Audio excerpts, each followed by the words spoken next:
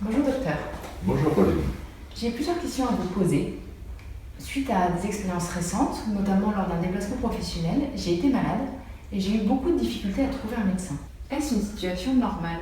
Non Pauline, ce n'est pas normal. Et quelle que soit votre demande urgente, qu'elle soit réelle ou ressentie, il ne vous restera souvent plus qu'une solution, c'est de consulter dans un service d'urgence. Cela pose clairement le problème de l'accessibilité aux soins que rencontrent certains patients dans des territoires de santé qui sont désertifiés sur le plan médical. Les conséquences ne sont pas neutres, Pauline. Transport sanitaire excessif et donc coûteux pour l'assurance maladie et les mutuelles, des situations médicales dégradées. Nous nous sommes souvent dit que l'évolution péjorative aurait pu être différente si une solution médicale avait pu être anticipée. C'est en effet très préoccupant, mais il y aura toujours une inégalité de répartition entre le lieu où se trouvent les patients et celui où se trouvent les médecins. Sans vouloir stigmatiser le village d'où je viens, le premier médecin est à plus de 30 km.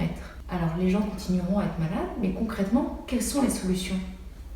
Le conseil médical existe, mais ne permet pas un diagnostic.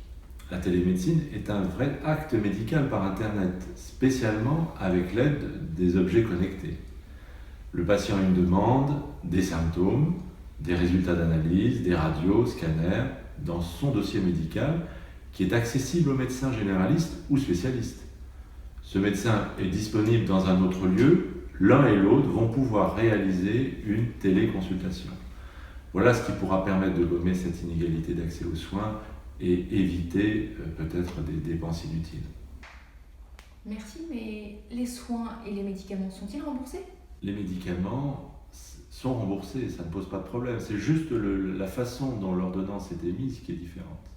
Pour les consultations, il y a déjà des choses qui sont prises en charge par la sécurité sociale, notamment des consultations pour des patients qui vivent dans des structures médico-sociales comme les EHPAD, ou des patients pris en charge dans le cadre de leur affection longue durée, exemple les diabétiques. Merci docteur pour ces informations. La prochaine fois, je n'hésiterai pas à tester la plateforme. Alors à bientôt. Au revoir Pauline. Au revoir docteur.